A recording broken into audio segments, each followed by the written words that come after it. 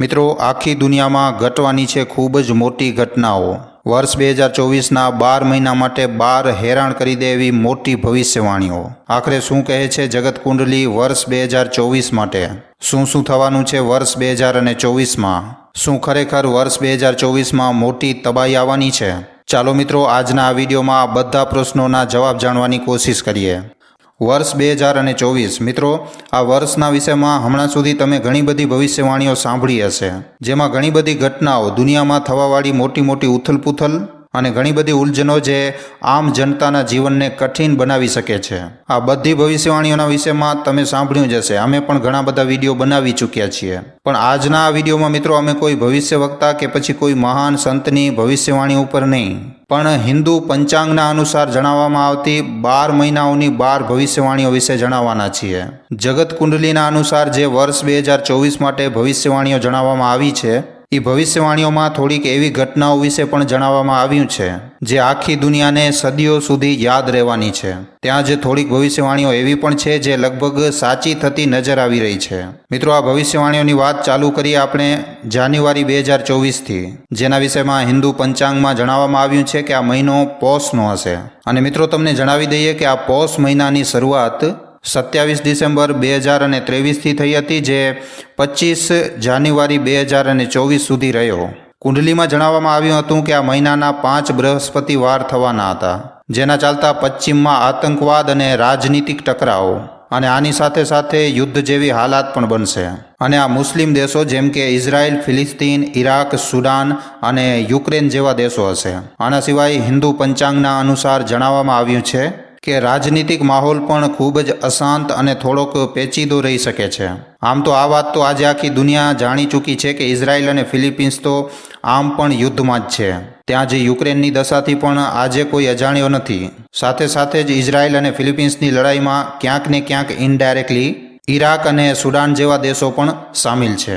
હવે જો આપણે વાત કરીએ ફેબ્રુઆરી 2024ની, તો હિન્દુ પંચાંગના અનુસાર ફરવરીના મહિનાને માઘ મહિનો કહેવામાં આવે છે, જેની શરૂઆત 26 જાન્યુઆરીથી થઈ હતી અને એ 24 ફેબ્રુઆરી સુધી રહ્યો હતો।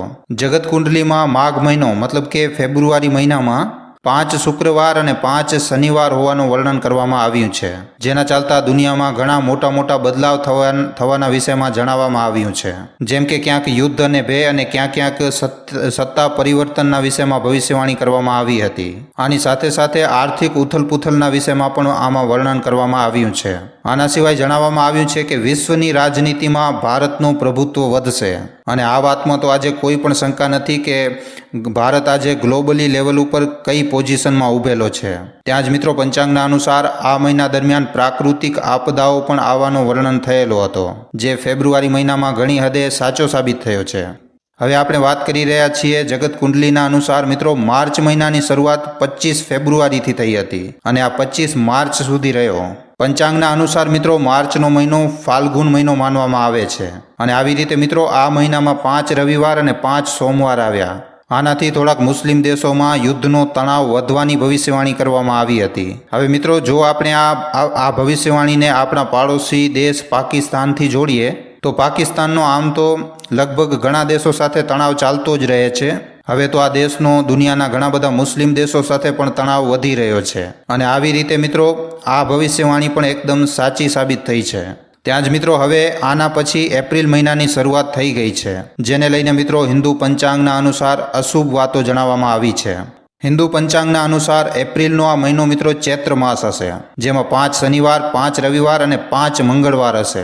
કારણ કે પંચાંગના અનુસાર મિત્રો આ મહિનો 26 માર્ચથી 23 એપ્રિલ સુધી રહેશે। ત્યાં જ પંચાંગના અનુસાર 5 શનિવાર, રવિવાર અને મંગળવારના ચાલતા અનિષ્ટકારી ખપ્પર યોગ બની રહ્યો છે અને આને જ્યોતિષ શાસ્ત્રના અનુસાર ખૂબ જ અશુભ જણાવવામાં આવ્યું છે।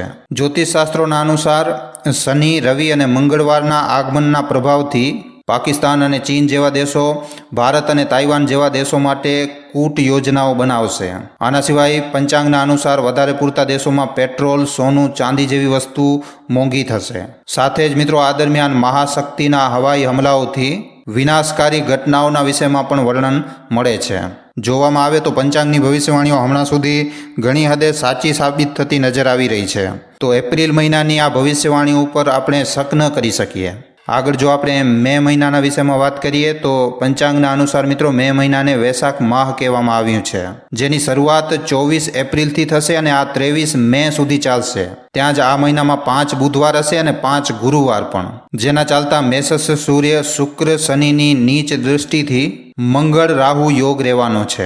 અને મિત્રો આ પશ્ચિમ એશિયા માટે ખૂબ જ મોટો ખતરો છે, કારણ કે મિત્રો આના અનુસાર પશ્ચિમી એશિયાઈ દેશોમાં યુદ્ધના વાદળો મંડરાતા નજર આવી રહ્યા છે. ત્યાં જ મિત્રો જૂન મહિનાને જ્યેષ્ઠ માસ કહેવામાં આવ્યું છે. હિન્દુ પંચાંગના અનુસાર જેઠ માસની શરૂઆત 24 મે થી થશે અને આ 22 જૂન સુધી રહેશે. આ મહિનામાં મિત્રો 5 શુક્રવાર અને 5 શનિવાર આવશે. સાથે સાથે જ આ મહિના દરમિયાન થોડીક ઉપદ્રવી ઘટનાઓના વિષયમાં પણ વર્ણન મળે છે. પંચાંગના અનુસાર મિત્રો 31 મે થી કરી અને 12 જૂન દરમિયાન વૃષભ રાશિમાં ચતુર્ગ્રહી યોગ હોવાના કારણે વિશ્વમાં ક્યાંક ને ક્યાંક હિંસક ઘટનાઓ ઘટશે.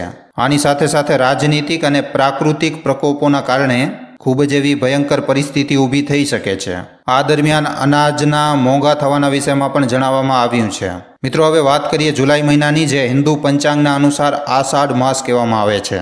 આ મહિનાની શરૂઆત 23 જૂનથી થશે, જે 21 જુલાઈ સુધી ચાલશે. આ મહિના દરમિયાન અચાનક કોઈક યુરોપીય દેશમાં સત્તા પરિવર્તન થવાનું વર્ણન મળે છે, જેનું કારણ મિત્રો મહિનાના 5 રવિવાર અને ત્રયોદશક તિનાત્મક પક્ષ હશે. દુનિયાના ઘણા એવા દેશોમાં યુદ્ધનો માહોલ પણ બનશે. પંચાંગના અનુસાર મિત્રો ઓગસ્ટ મહિનાની શરૂઆત 22 જુલાઈથી થશે અને 19 ઓગસ્ટ સુધી ચાલશે. આપણા હિન્દુ પંચાંગ અનુસાર આ મહિનાને શ્રાવણ માસ કહેવામાં આવે છે. આ મહિનામાં 5 શનિવાર, બુદ્ધ અને શુક્રનો શનિની સાથે સમસપ્તક દૃષ્ટિ સંબંધ રહેશે.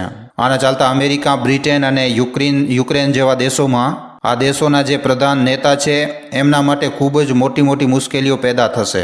આના પછી ઓક્ટોબર, હિન્દુ પંચાંગના અનુસાર આ મહિનાને અશ્વિન માસ કહેવામાં આવે છે.